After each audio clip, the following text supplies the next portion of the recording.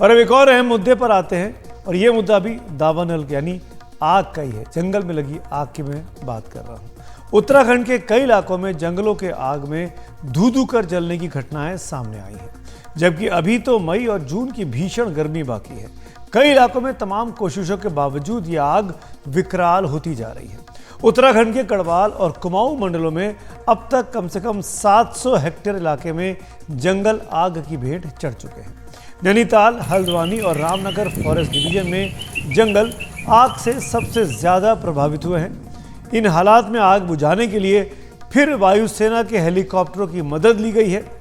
नैनीताल के आसपास के जंगलों में लगी आग बुझाने के लिए MI-17 हेलीकॉप्टर बाम्बी बकेट में भीमताल की झील से पानी ला रहे हैं और इन जंगलों के ऊपर पानी डालकर आग को बुझाने की कोशिश कर रहे हैं।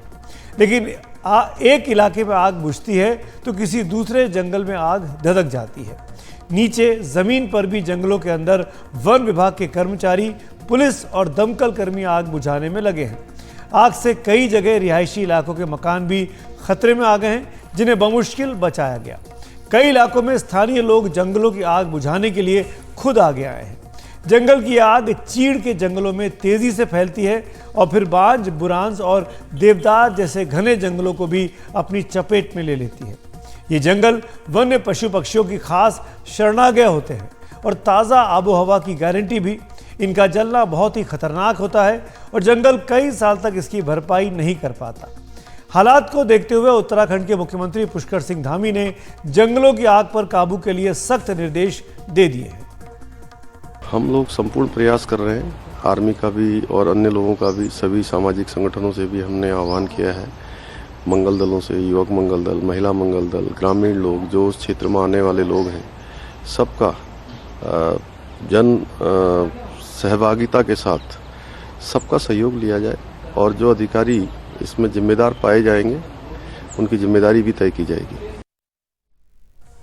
हालांकि सरकारों को ऐसी सख्ती पर समय से अमल करना चाहिए और आग से निपटने के तरीकों में सुधार लाना चाहिए। ऐसा हो तो आग लगने की ना तो इतनी घटनाएं हो और अगर हो भी तो इतनी भयानक साबित ना हो जितनी इस बार साबित हो रही है। ये है कि उत्तराखंड के जंगल जल रहे हैं। इससे पहले भी कई सालों से उत्तराखंड के जंगल जलते रहे हैं, लेकिन उत्तराखंड फॉरेस्ट डिपार्टमेंट ने कोई सबक नहीं लिया है। अभी भी आग को पुराने तरीके से बुझाया जा रहा है या फिर बारिश का इंतज़ार किया जा रहा है। अब ये देखना होगा कि उत्तराखंड फॉरेस्ट डिपार्टमेंट इस बार कोई सबक लेता है या फिर पुराने ढर्रे पर ही कायम रहता है। कुछ इलाकों में वन विभाग की टीमों ने कुछ स्थानीय लोगों को भी जंगलों में आग जलाने के मामलों में पकड़ा है। अभी तक के आंकड़ों के मुताबिक आरक्षित वन क्षेत्रों में आग की 470 घटनाएं दर्ज की गई हैं। वन पंचायत के क्षेत्र में 170 घटनाएं हुई हैं। करीब 700 हेक्टेयर इलाके में जंगलों में आग लगी हुई है, जिससे करोड़ों की वन संपत्ति को नुकसान पहुंचा है। हालांकि जंगलों की आग से हुए नुकसान को पैसों में ही आंकना गलत होगा। इससे जैव जगत को, पशु पक्षियों को जो नुकसान होता है उसका तो आकलन ही नहीं हो सकता। जंगलों की आग से जुड़े 196 केस दर्ज किए गए हैं, जिनमें से 29 नामजद मुकदमे दर्ज हुए हैं। जंगलों की आग से पहाड़ों की हवा में भी धुएं की महक आ रही है। इस धुएं से कई इलाकों में लोगों को सांस लेने में दिक्कतें भी सामने आई हैं। सवाल यह है कि इस मौसम में जंगलों में आग की घटनाएं अचानक क्यों बढ़ जाती हैं? आग इतनी तेजी से क्यों फैलती है? इसके कई कारण हैं। सबसे पहला कारण तो यह है कि मार्च, अप्रैल और मई के महीनों में तापमान बढ़ता है और जंगल सूखे होने लगते हैं। उनमें नमी बहुत कम हो जाती है। सर्दियों में इस बार बारिश कम हुई है, इसीलिए जंगल कुछ ज़्यादा ही सूखे हैं। जरा सी चिंगारी जंगल को राख कर सकती है। सूखे पर्णपाती वनों में सबसे भयानक आग फैलती है। यही मौसम होता है जब जंगलों में चीड़ की सूखी पत्तियां नीचे बिखरी हुई होती हैं और एक चिंगारी भी इनमें आग सुलगा सकती है। अगर इस बायोमास यानी इन सूखी पत्तियों और झाड़ियों को पहले ही हटाने की कोशिशें कर ली जाएं तो आग के फैलने का खतरा कम होगा। लेकिन वन विभाग की इस सिलसिले में कोशिशें बहुत ही कम दिखती हैं। गर्मियों के इन महीनों में बारिश भी बहुत कम होती है, इसीलिए आग लगने पर इसके कुदरती तरीके से बुझने की संभावना काफ़ी कम हो जाती है। कुमाऊं के जंगलों में जहां आग की सबसे ज्यादा घटनाएं सामने आई हैं, वहां फिलहाल बारिश के आसार नहीं दिखाई देते हैं। इस वक्त जंगलों की आग भी फॉरेस्ट फायर बहुत ज़्यादा हो रहा है क्योंकि ड्राइनेस ज़्यादा है, तो ये आगे बढ़ सकती है। फॉरेस्ट फायर में बहुत रिलीफ मिलेगा नहीं, क्योंकि इतनी कोई बारिश दिख नहीं रही है। खासकर कुमाऊं रीजन में अगर मैं बात करूं, गढ़वाल रीजन में तो थोड़ी बहुत छुटपुट मिल रही है एक्टिविटी, और टेम्परेचर भी बहुत ज़्यादा नहीं है। लेकिन जो कुमाऊं रीजन है वहाँ तो मैं कहूँगा कि एक्टिविटी नहीं मिल रही है, तो कहीं ना कहीं जो टेम्परेचर्स है या ड्राइनेस है वो ज़्यादा है, तो उसमें जो ऑलरेडी फॉरेस्ट फायर चल रही है तो उसको कंट्रोल कर पाना मेरे ख्याल से एकदम ईजी नहीं होगा।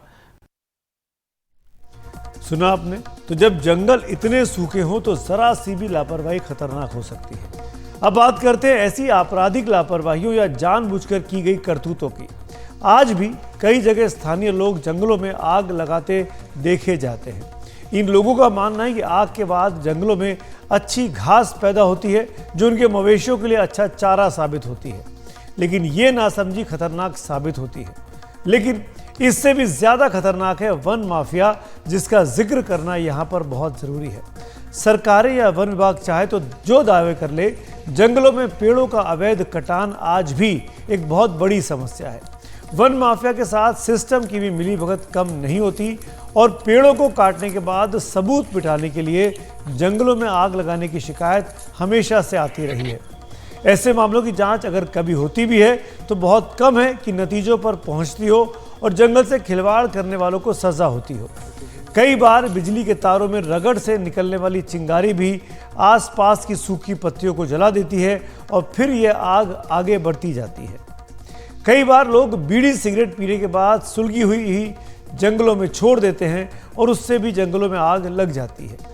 बिजली गिरना भी कई बार जंगलों में आग का कारण बनता है, लेकिन यह कुदरती वजह इंसानी करतूतों से काफ़ी कम होती है। जंगलों में आग घटनाओं की जितनी भी शिकायतें दर्ज होती है, उनमें से अधिकतर गुमनाम आरोपियों के नाम होती है। फॉरेस्ट सर्वे ऑफ इंडिया के मुताबिक भारत के 36% जंगल आग के लिहाज से संवेदनशील हैं। इसके मद्देनजर वन और पर्यावरण मंत्रालय ने जंगलों को आग से बचाने के लिए कई तरीके बताए हैं और सख्त कानून भी बनाए हैं, जैसे वॉच टावर बनाना ताकि आग का जल्दी से जल्दी पता चल सके, जंगलों में होने वाली इंसानी गतिविधियों पर निगाह रखी जा सके, आग का पता लगाने के लिए कर्मचारियों की खास तौर पर तैनाती करना, स्थानीय लोगों को जंगलों को बचाने के लिए शामिल करना। हालांकि बीते कुछ समय में हमारी नीतियों ने जंगलों के आसपास रहने वाले लोगों को जंगलों से दूर कर दिया है। इसके अलावा जंगलों में आग को फैलने से रोकने के लिए फायर लाइन बनाना। जंगलों में दो तरह की फायर लाइन होती है, कच्ची फायर लाइन और पक्की फायर लाइन। कच्ची फायर लाइन में जंगलों के नीचे की झाड़ियों और छोटे पौधों को पहले ही हटा दिया जाता है ताकि फ्यूल लोड कम किया जा सके। ये झाड़ियां सूखने पर गर्मियों में आग फैलने की बड़ी वजह बनती है। कच्ची फायर लाइन में पेड़ों को नहीं छेड़ा जाता, जबकि पक्की फायर लाइन में जंगलों को कई हिस्सों में या ब्लॉक्स में बांटा जाता है जो एक दूसरे से अलग रहते हैं।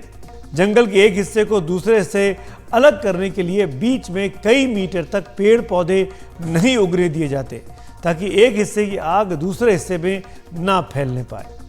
इस हिस्से में अगर झाड़ियां उग जाएं तो उन्हें गर्मियों से काफ़ी पहले ही जला दिया जाता है, जब जंगलों में नमी होती है और आग फैलने का खतरा नहीं रहता है। वैसे अब तो जंगलों पर निगरानी रखने के लिए उपग्रहों से जुड़ी रिमोट सेंसिंग तकनीक का भी इस्तेमाल किया जाता है, जो तुरंत किसी जंगल में फैलने वाली आग को लेकर सचेत कर देती है। इससे आग को फैलने से तुरंत रोकने में काफ़ी ज़्यादा मदद मिलती है। इतना कुछ होने पर भी आग जंगलों में लग रही है तो कहीं ना कहीं कुछ ना कुछ तो गड़बड़ ज़रूर है। जंगलों को बचाना है तो इस गड़बड़ी या लापरवाही का इलाज करना बहुत ज़्यादा ज़रूरी है।